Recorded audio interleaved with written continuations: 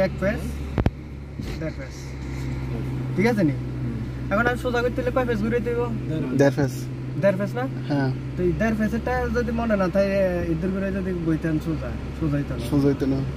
এই হচ্ছে যাই সোজা হ্যাঁ তাহলে দেড় কত 3 এর মাঝে আছে এই দেড় এই যে সোজা হ্যাঁ ঠিক আছে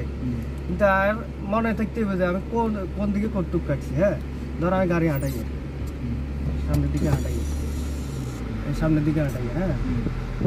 এখন আমি টার্নিং কাটছি এখন টার্নিং রাস্তা বুঝে টার্নিং কাটছি ধর এই টার্নিং ঠিক আছে এই মানে আর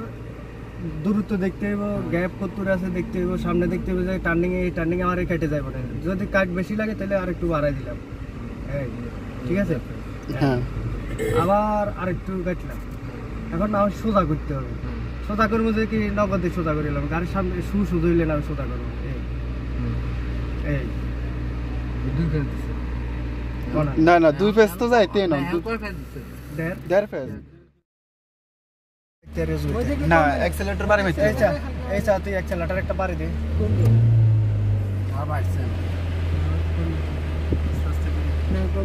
বাড়ি দিলে তারে বাড়ি দে